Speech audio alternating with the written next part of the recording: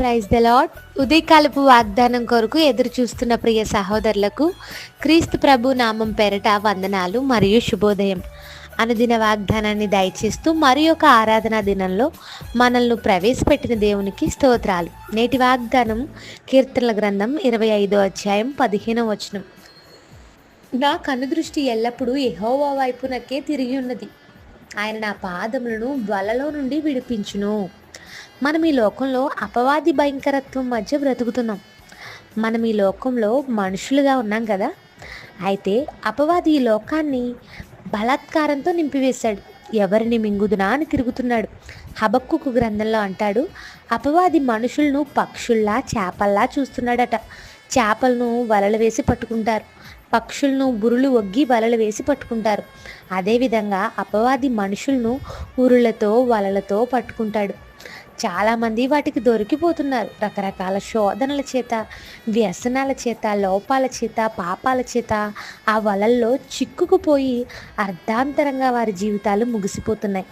ఎంతో కాలం ఆనందించాల్సిన అనేకుల జీవితాలు, దేవునికి మహిమ తీసుకురావాల్సిన వారి జీవితాలు, సర్వాశీర్వాదాలతో అనుభవించాల్సిన వారి జీవితాలు నష్టపోవడానికి కారణం ఏంటంటే అపవాది వలలో చిక్కుకుపోవడమే. అయితే ఇక్కడ భక్తుడు అంటున్నాడు, ఎల్లప్పుడూ నా కనుదృష్టి దేవుని వైపు తిరిగి ఉన్నది, అందుకే ఆయన నా పాదాలు వలలో నుండి విడిపించాడు అని. మనం కూడా మన ప్రభు వైపు మనసు నిలపగలిగితే, ఆయన వైపు మన కనుదృష్టిని ఉంచగలిగితే ఆయన మనల్ని అపవాది ఊరుల నుండి వలల నుండి విడిపించే దేవుడై ఉన్నాడు. ఒకవేళ అపవాది మీద కనుదృష్టి పెట్టినవాడు అయితే ఎలాంటి వాడివైనా, ఎలాంటి జీవితం కలిగి ఉన్నా దుర్భరమైపోక తప్పదు. కాబట్టి ఈ లోకంలో అపవాది ఉన్నాడనే ఉద్దేశం కలిగి జాగ్రత్తగా బ్రతకాల్సిన బాధ్యత మనపై ఉంది. ఒకవేళ ఈ ఉదయకాల సమయంలో ఏ రకమైన వలలో చిక్కుకుని ఉన్నావో, ఏ ఊరిలో పడిపోయి ఉన్నావో, నీ కనుదృష్టి దేవుని వైపు ఉంచగలిగితే, ఒక పొద్దుతిరుగుడు పువ్వు ఎప్పుడు సూర్యుని వైపే ఎలా తిరిగి ఉంటుందో, ఎల్లప్పుడూ మనము దేవుని వైపు విశ్వాసంతో కనిపెట్టే వారంగా ఉన్నప్పుడు దేవుడు మన జీవితాల్లో అద్భుతాలు చేస్తాడు, ఆశ్చర్యకార్యాలు చేయగలడు. మనల్ని విడిపించే దేవుడు, అపవాది ఊరుల నుండి తప్పించే దేవుడై ఉన్నాడు. అపవాది ఊరిలో పడకుండా నన్ను రక్షిస్తాడు అంటున్నాడు కీర్తనాకారుడు.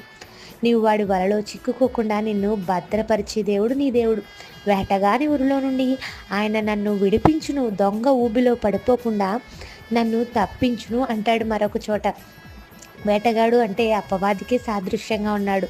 అలాంటి ఊరిలో నుండి తప్పించే దేవుణ్ణి మనము ఎల్లప్పుడూ కనుదృష్టి ఉంచి ఆరాధించే వారంగా ఉండాలి. ఈరోజు ఆరాధనా దినాన్ని ఆచరిద్దాం. ఆయన వైపు కనుదృష్టి ఉంచి ఆరాధించుటకు మందిరమందు ప్రవేశిద్దాం.